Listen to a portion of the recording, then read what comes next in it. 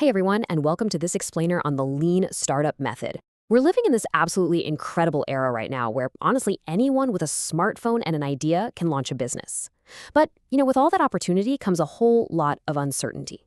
So today we're going to unpack a framework designed specifically for entrepreneurs who want to move fast, learn quickly, and most importantly, build businesses that actually succeed. Picture this for a second. Imagine opening a restaurant without even knowing if anyone actually likes the food you're cooking.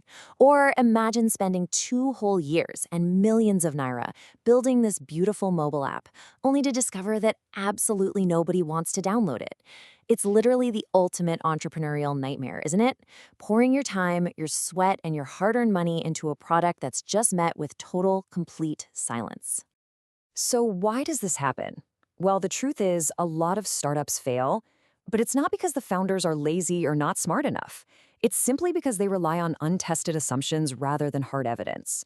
You see, they fall in love with their ideas instead of falling in love with their customers. They just assume they know exactly what the market wants, they build it blindly in a vacuum, and then realize way too late that they've built something nobody actually needs. To avoid that trap, here's our roadmap for this explainer. We're going to look at the big startup mistake, break down the build, measure, learn cycle, explore the minimum viable product, figure out how to measure what actually matters, decide when to pivot or persevere, and finally, look at how to win in emerging markets. All right, Section 1, the big startup mistake, assumptions versus evidence. Let's imagine a trader in Lagos who wants to sell handbags. The traditional, old-school approach is incredibly expensive and honestly really risky.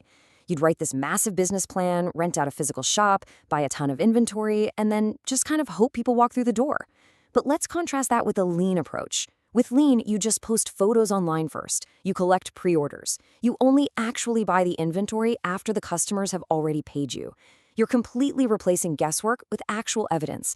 I mean, which one carries less risk? It's the lean approach for sure. And that brings us to a real game changer of a concept. Customers don't actually buy products. They buy solutions. Think about it. They buy food because they're hungry. They buy software to stop wasting time. If you're starting a business today, I want you to ask yourself right now, what specific, painful problem am I actually solving for my customer? Because the bigger the headache you cure, the bigger your opportunity. Moving right along to Section 2, build, measure, learn. This is basically the engine of your startup. So how do we actually test those assumptions we were just talking about? With this continuous feedback loop. Step 1, you build the absolute simplest version of your idea. Step 2, you measure exactly how real customers react to it. And Step 3, you learn from that data and you improve. It's kind of like riding a bike, right? You move forward, you adjust your balance depending on the road, and you just keep pedaling. And here's the real secret.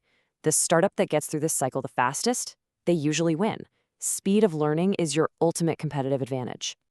Which leads us perfectly into Section 3, the minimum viable product, or how to start small and learn really fast.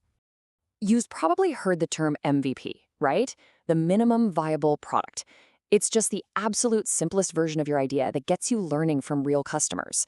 Now, actually, let me clear something up. A lot of people hear minimum and they immediately think low quality.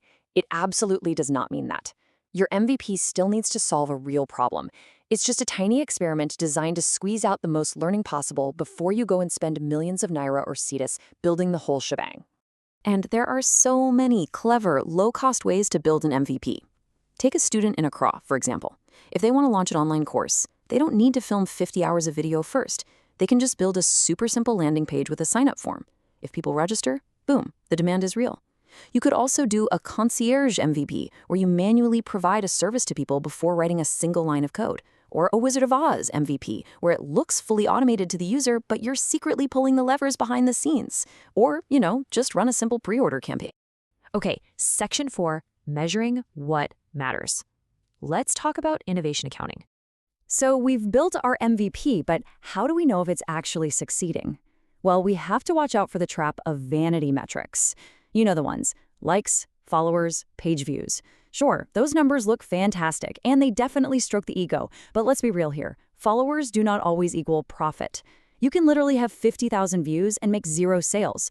On the flip side, we have actionable metrics, things like revenue, retention rate, and customer acquisition cost. These are the hard numbers that tell you the absolute, undeniable truth about your business and let you make smart decisions.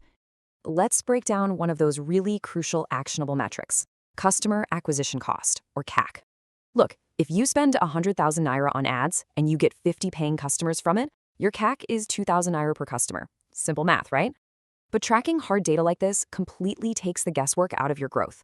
Because once you know exactly what it costs to buy a customer and you know they're going to spend more than that cost over time, well, you've got yourself a highly scalable business. All right, Section 5, pivot or persevere. This is all about making the tough calls. So you've measured your data, you've learned a few things, and now you are at a crossroads. If your evidence is showing steady growth and your customers are loving it, you persevere. You stay the course, double down, and keep improving. But if the data is showing that you're stuck, you pivot. A pivot just means changing your strategic path while holding on to your big picture vision. Think of it like a road trip. If the highway is completely blocked, you don't just turn around and cancel the whole vacation, right? You just pull out the map and find a different route. But how do you actually know it's time to pivot? Well, there are a few glaring red flags. If customers are consistently refusing to buy, or if they buy once and literally never come back, which is terrible retention, or if the feedback is just overwhelmingly negative, it's time to change gears. Also, sometimes a completely new, better opportunity just pops up based on how people are using your product. And listen to me on this. Pivoting is not failing. Ignoring your data because you're too emotionally attached to your first idea, that is the real failure. Recognizing a pivot is a sign of ultimate wisdom. And finally, Section 6, winning in emerging markets using these very lean principles. In emerging markets where, let's be honest, capital's usually pretty limited, these lean principles are an absolute superpower. Look at the timeline of a smart fashion entrepreneur in Lagos. Day 1, she doesn't drain her savings to rent a store. She just starts taking orders on WhatsApp. Month 1, she adds delivery partners because the volume is picking up. Month 6, she finally launches a really basic website. Year 1, only after she has completely proven the demand, built a loyal customer base, and locked in product market fit, does she go and open a physical store. She scaled up, but she did it gradually and safely. And you know what's amazing? Today, you don't need fancy, expensive software to run a lean startup. A founder in Abuja or Accra can validate ideas with the whole world using everyday tools. WhatsApp Business for chatting with customers, mobile money for instant payments, Telegram groups to build up a hype community, and Canva for making things look good. Your everyday smartphone is literally an entire corporate office in your pocket. It lets you learn and grow without betting the farm up front. There's this quote I absolutely love, and it goes, "Perfection can become expensive procrastination." Please, do not wait for the perfect logo. Don't wait for the perfect website or the absolutely flawless product.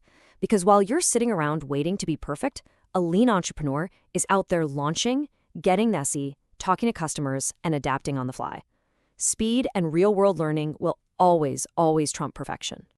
If you take just one thing away from this entire explainer, let it be this: start where you are right now.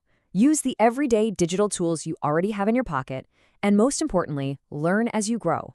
Swap out your wild guesses for hard evidence, and whatever you do, don't scale up until you know for an absolute fact that people want what you're building.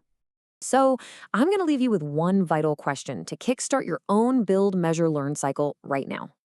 Take a hard look at your current business idea and ask yourself, what specific problem are you solving today? Find that problem, build a tiny experiment around it, and start learning from real customers. Thanks so much for hanging out with me for this explainer, and happy building.